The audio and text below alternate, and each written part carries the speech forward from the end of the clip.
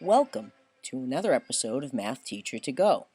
Today we will look at the chain rule, part 2. How does this work with exponential functions?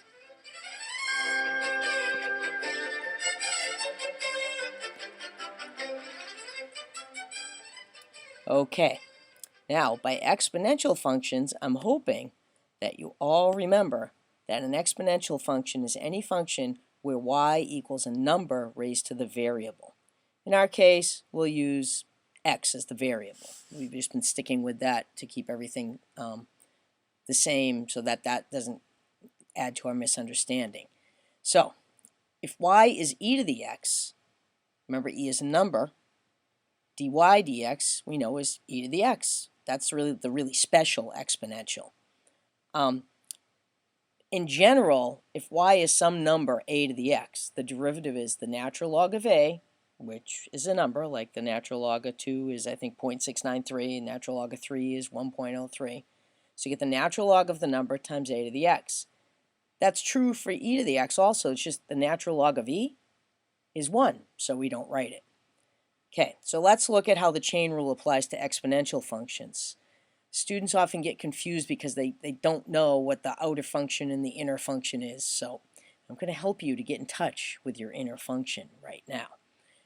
The chain rule is required when the exponent is not just an x, but some function of x.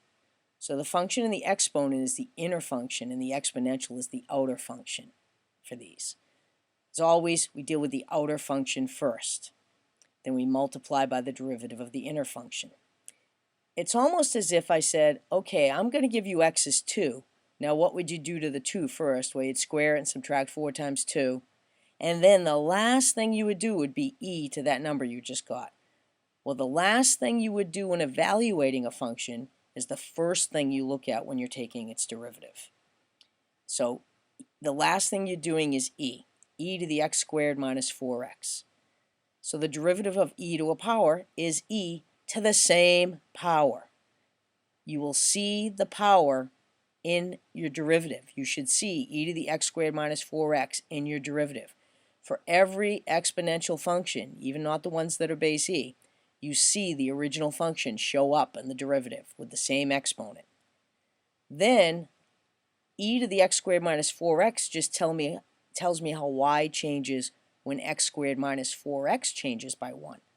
I want to know how y changes when x changes by 1, so I have to multiply by the derivative of x squared minus 4x, which is how y changes when x changes by 1 for that function. So I have e to the x squared minus 4x times 2x minus 4. It's the derivative of the exponential function times the derivative of the inner function, which for these is the exponent. Notice when you take the derivative of the outer function, the exponent is exactly as it is in the original function, then you multiply by the derivative of the exponent. Every exponential will have the original function show up in the derivative. Okay, here's another example that's not base e. Example 2. Y equals 4x cubed. Dy dx is the natural log of 4, that's that natural log of a piece, times 4 to the x cubed. See, here's my original function, 4 to the x cubed.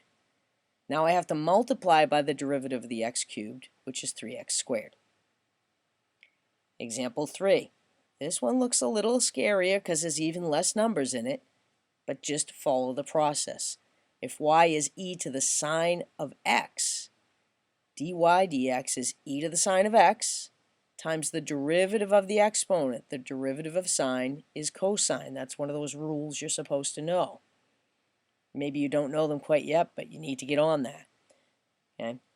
In general, if u is some function of x, y equals a, where a is some number, to the u, and that number has to be greater than 1, by the way, to be highly technical about this. Dy dx is the natural log of a times a to the u times du dx. Note that u isn't the inner function in the inner function is in the exponent.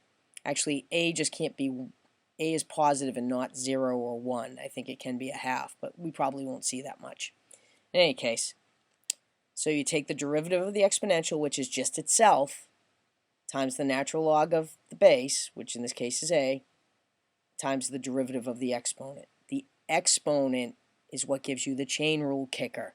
The derivative of the sine of x gave us our chain rule kicker of cosine of x up here. Okay, so let's try these. Again, I'd like you to stop, pause the screencast, and try to do these on your own.